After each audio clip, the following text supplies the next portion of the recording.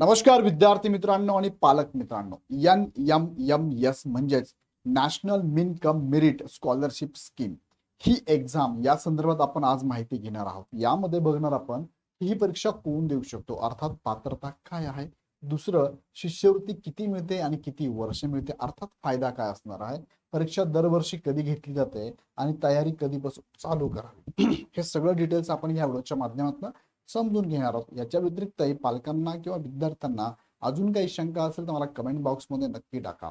आणि ही एक्झाम खूप महत्वाची असणार आहे, कारण फायदेशीर असणार आहे. असंही ह्या एक्झाम का द्याव्यात तर भविष्यामध्ये तुम्हाला 10वी-12वी नंतर जसं की एक करिअरचा मार्ग चॉईस करावा लागतो, त्या दृष्टीने तुम्हाला ह्या एक्झाम महत्वाच्या आहे. जसं की सीईटी द्यावी लागते, JEE असेल, नीट असेल, क्लॅट असेल, मॅट असेल, अशा भरपूर साऱ्या एक्झाम असतात जेणेकरून ज्याच्या माध्यमातून त्या वर्गाकडे त्या शिक्षणाकडे तुम्हाला ऍडमिशन मिळत असतं. सो ह्या एक्झाम तुमच्या शालेय जीवनामधल्या नक्कीच तुम्हाला स्पर्धात्मक परीक्षेसाठी तयारी तर करतात, पण तुम्हाला काही आर्थिक मदत पण करणारे असतात. ज्या अनुषंगाने सरकारने म्हणजे महाराष्ट्र सरकार असेल किंवा केंद्र सरकार असेल त्यांनी ह्या स्कीम काढलेल्या आहेत. त्यापैकी एक एक्झाम आहे NMMS एक्झाम. चला माहिती घेऊया आपण. परीक्षा कोण देऊ शकतो, याचा फायदा काय तो थोडक्यात समजून घेऊया. बघा, त्यांचं नोटिफिकेशन आहे, सरकारचं नोटिफिकेशन तुमच्या समोर मी ठेवलेलं आहे. आता ही एक्झाम साठी कोण पात्र आहे, तर त्यामध्ये पहिला मुद्दा यामध्ये बघा, महाराष्ट्र राज्यातील कोणत्याही शासकीय, शासनमान्य, अनुदानित स्थानिक स्वराज्य संस्थेतील. आता शासकीय म्हणजे काय, जेवढ्या शासकीय एक्झाम असतात बघा, जसं की तुम्हाला माहिती असेल जवाहर नवोदय असेल, बरोबर की नाही, त्यानंतर सैनिकी स्कूल असेल, ह्या शासन मान्यता प्राप्त आहे, शासकीय असेल. दुसरं काय, शासन मान्य अनुदानित असतील, म्हणजे शासन मान्य आहे, अंशतः अनुदानित असेल, पूर्णतः अनुदानित असेल, किंवा जे काय अनुदानितची पद्धत त्यानुसार असेल तर त्या पण चालणार आहे. त्यानंतर स्थानिक स्वराज्य संस्था म्हणजे कोणत्या बरं, जे बघा ZP स्कूल असेल, नगरपालिका असेल, महानगरपालिका असेल, नगर परिषद असेल, अशा ज्या स्कूल आहेत त्या स्कूल मधले विद्यार्थी जे की 8वी मध्ये जे आता शिकत असतील, म्हणजे आता बघा बऱ्याच विद्यार्थ्यांचं 7वी झालंय ते 8वीत गेलेले आहे, ज्यांचं 8वी झालंय 9वीत गेले त्यांना नाही, 7वीहून 8वीत गेलेल्या विद्यार्थ्यांना ही एक्झाम असते. आणि खालील अटी पूर्ण करणाऱ्या नियमित विद्यार्थी या परीक्षेत बसता येते. आता खालील अजून अट काय, म्हणजे पहिली अट तुम्हाला मी सांगितली, 8वी पात्र, 8वीला असलेला विद्यार्थी, बरोबर आहे, करंट इयर मध्ये तो 8वीला असावा लागेल. ओके. दुसरं काय, पालकांचं म्हणजेच आई आणि वडील दोघांचं मिळून वार्षिक उत्पन्न 3,50,000 पेक्षा जास्त पेक्षा कमी असावे. 3,50,000पर्यंत चालेल, त्याच्या आत चालेल, त्याच्या वरती नको. मग त्यासाठी तुम्हाला काय, तुमच्या तहसील मधनं म्हणा किंवा पंचायतमधून म्हणा उत्पन्नाचा दाखला मिळतो, आणि तो दाखला तुम्हाला 3.5 लाख पेक्षा कमी असावा, जास्त नसावा. नोकरीत असलेल्या पालकांनी आपल्या आस्थापना प्रमुखांचा व इतरांनी तहसीलदारांचा, बघा जे नोकरीत आहे त्यांनी काय करायचंय, त्यांनी आपल्या आस्थापना प्रमुखांचा, आणि जे इतर आहेत त्यांनी तहसीलदारांचा, तलाठ्यांचा सन 2024-25, तुम्ही 24-25 नोटिफिकेशन आहे, तुम्ही आता एक्झाम देणार आहात 26-27ला, मग 26 आणि 27 ह्या वर्षामधला उत्पन्नाचा दाखला पण ह्या वर्षासाठी लागतो ना, तर तो कोणता लागेल, मग 2025-26चा लागेल. बघा, हा 1 वर्षाचा उत्पन्नाचा दाखला तुम्हाला या आर्थिक वर्षाच्या उत्पन्नाचा दाखला शाळेच्या मुख्याध्यापकांकडे जमा करावा. सदरचा उत्पन्नाचा दाखला मुख्याध्यापकांनी शाळेत जतन करून ठेवावा. म्हणजे मुख्याध्यापकांकडे द्यायचा आहे, ते तुमचा फॉर्म भरून टाकते. ओके. म्हणजे तुमचं उत्पन्न 3.5 लाखापेक्षा कमी असावं. ते कोणाकडून काढायचंय, नोकरीत असाल तर आस्थाप्रमुखांकडून, आणि इतरांनी, मग इतर मध्ये सगळेच आले, त्यांनी तहसीलदारांचा, तलाठ्यांचा हा उत्पन्नाचा दाखला घ्यायचा. आता जनरली गाव लेवलचे जे विद्यार्थी हे आर्थिक परिस्थिती त्यांची वीक असते, अशा विद्यार्थ्यांना खूप मोठा फायदा इथे मिळतो. आणि अशा पालकांनी बघा, ग्रामीण भागातल्या पालकांनी नक्की त्याचा फायदा घ्यावा असं मी तुम्हाला सजेशन देईल. तुम्ही काय करा, तुमच्या गावाला तलाठी असेल त्यांच्याकडनं उत्पन्नाचा दाखला काढून घ्या. ओके.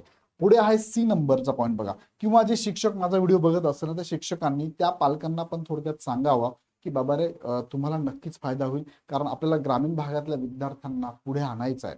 ऑलरेडी ग्रामीण भागात खूप मोठं टॅलेंट पण लपलेलं आहे, आणि त्यानंतर हे ग्रामीण भागातले विद्यार्थी शहरी भागात नंतर येतात. पण आता असे काही विद्यार्थी असेल, गरीब आहे, होतकुरू आहे, हुशार आहे, पण त्यांना जर आर्थिक सपोर्ट पाहिजे असेल तर नक्कीच फायदा त्यांना करून द्या.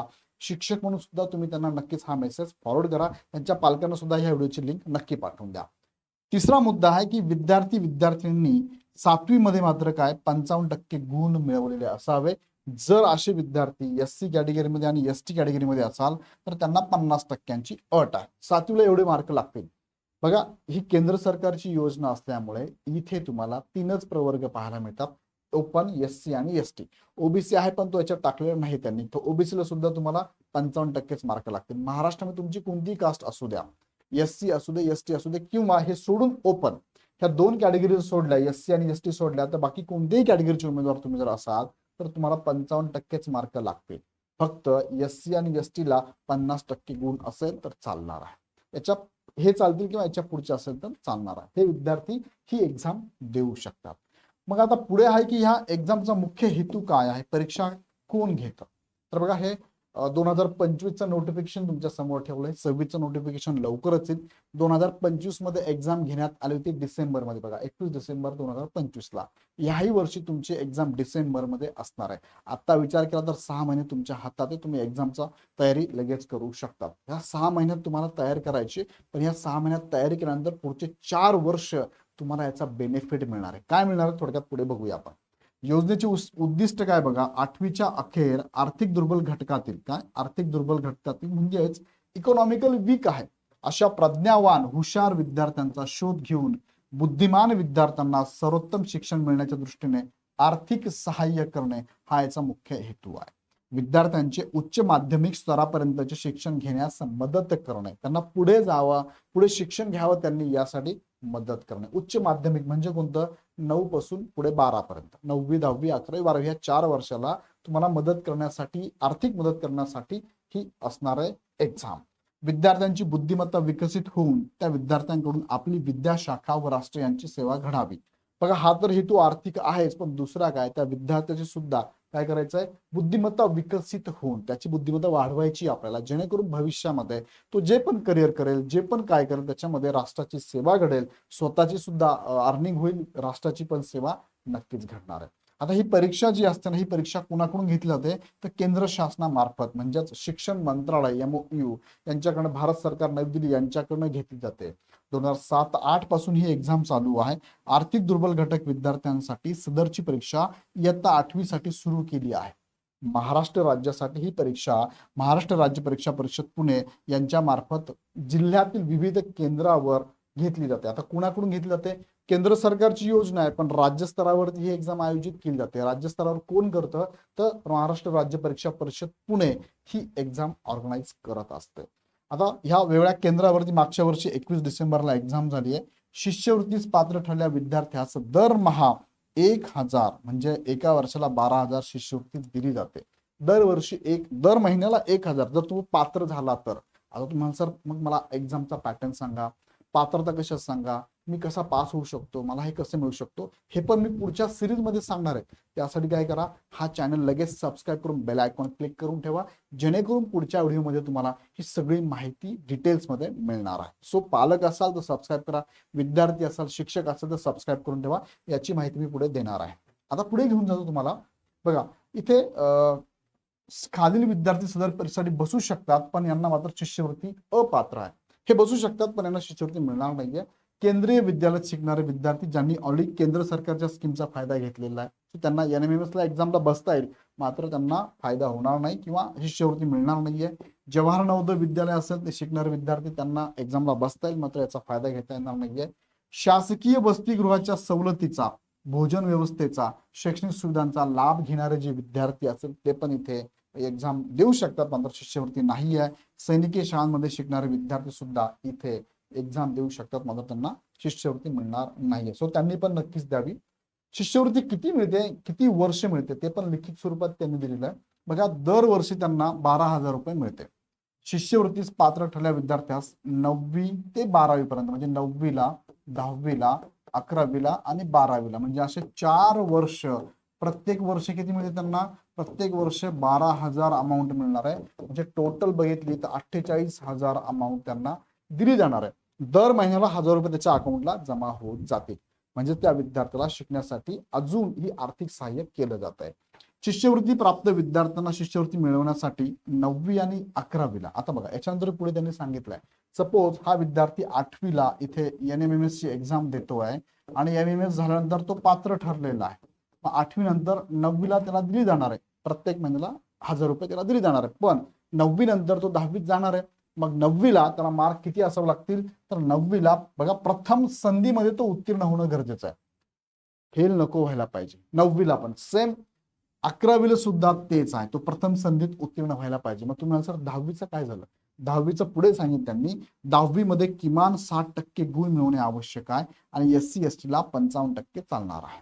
बरोबर. फॉर्म भरताना SC ST ला 50% चालतात आणि बाकीच्या विद्यार्थ्यांना 55% लागतात. मात्र पुढील वर्षासाठी 10वीमध्ये म्हणजे त्याला 60% इतर कॅटेगरीच्या उमेदवारांना आणि 55% SC ST ला पडले पाहिजे, तर ती शिष्यवृत्ती पुढे कंटिन्यू केली जाईल, अन्यथा पुढे मिळणार नाही, तिथे स्टॉप होऊन जाईल. सदर शिष्यवृत्ती वितरणाचे काम शाळेचे मुख्याध्यापक, शिक्षणाधिकारी माध्यमिक व मान्य शिक्षण संचालक योजना यांचे मार्फत केले जाणार आहे. क्लिअर झालं. 8वी नंतर तुम्हाला पात्र झालं की 9वीला तुम्हाला साधारणतः प्रथम संधीत 5 व्हायचं आहे. 10वीला तुम्ही ओपन कॅटेगरीत असाल तर तुम्हाला SC ST असाल तर 55% आणि इतरांसाठी 60% लागतं. 11वीला परत प्रथम संधीत तुम्ही उत्तीर्ण झाले पाहिजे, 12वीला गेले पाहिजे आणि 12वीला तुम्हाला मिळणारच आहे. त्याचं लक्षात. त्यानंतर पुढे बघूया आपण. आता ही टोटल अमाऊंट तुम्हाला मी सांगितली 48,000 ही तुमच्या अकाउंटला देण्याचं काम हे पूर्ण तुमच्या लेवलला, तुमच्या ज्या शाळेत तुम्ही बिलॉंग करतात त्या शाळेचे मुख्याध्यापक ही प्रोसेस कंटिन्यू करणार आहे.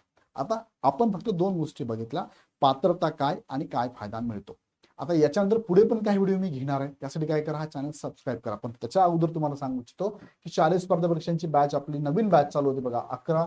25 जुलैपासून, मी इथे डेट चुकली माझ्याकडनं, 25 जुलैपासून बॅचेस चालू होतं बघा. मी इथे डेट टाकून देतो तुम्हाला.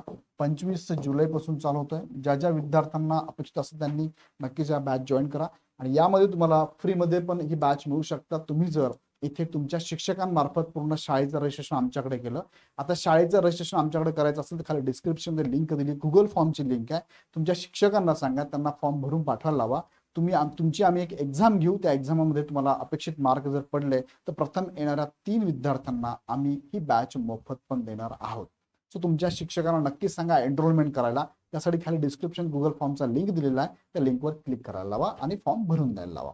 आता ह्या बॅचमध्ये तुम्हाला बघा online live plus recorded lecture आहे, किती वेळेस पाहू शकता तुम्ही. त्यानंतर PYQ विश्लेषण, पाठीमागच्या वर्षाचे क्वेश्चन सुद्धा आम्ही टॉपिक वाईज टाकलेले आहे. अभ्यास साहित्यामध्ये तुम्हाला विषयांचे पुस्तक आणि PYQ पुस्तक वर्कशीट हे PDF स्वरूपात अवेलेबल आहे. सर्व विषयांच्या शॉर्ट ट्रिक पण आपल्याकडे अवेलेबल आहे. दररोज आठवड्यातून एकदा शिकवलेल्या टॉपिकवर दररोज पण टेस्ट असते, आठवड्यातून एकदा सुद्धा तुमची टेस्ट होणार आहे. प्रत्येक विद्यार्थ्यांच्या अभ्यासाचे टेस्टचे रिपोर्ट सुद्धा आम्ही जनरेट करतो. आता हे सगळं तुम्हाला जर आवडलं असेल तर लाईक नक्की करा, कमेंट पण टाका. तुम्हाला अजून काही शंका असेल कमेंट बॉक्समध्ये, किंवा अजून काही प्रश्न पडले असेल कमेंट बॉक्समध्ये टाका. शेअर करा जास्तीत जास्त विद्यार्थ्यांपर्यंत, ग्रुपमध्ये, तुमच्या पालकांच्या ग्रुपमध्ये, विद्यार्थ्यांच्या ग्रुपमध्ये नक्की शेअर करा. शिक्षकांनी सुद्धा हे शेअर करा. सबस्क्राईब करण्यासाठी खाली डिस्क्रिप्शनमध्ये खाली बघा ब्लॅक कलरचं बटन आहे, सबस्क्राईबवर क्लिक करा, बेल आयकॉन क्लिक करून ठेवा आणि हाईप नावाचा ऑप्शन बघा कमेंटच्या शेजारी, हाईप नावाचा ऑप्शन, हाईपवरती पण क्लिक करा, जेणेकरून जास्तीत जास्त गरजू विद्यार्थ्यांपर्यंत हे शेअर होईल. या संदर्भात काही अडचण असेल तर आमच्या टीमलाही तुम्ही कॉल करू शकता. ऑलरेडी इग्नाइट पाठशालाच्या ॲपवरती हे सगळे कोर्सेस लॉन्च झालेले आहेत, तुम्ही जॉईन पण करू शकता. पुढे आवडला तर लाईक करा, चॅनल सबस्क्राईब करा आणि अधिक माहितीसाठी आमच्या टीमलाही कॉल करू शकता. पुन्हा व्हिडिओ आपण नेक्स्ट व्हिडिओमध्ये. धन्यवाद.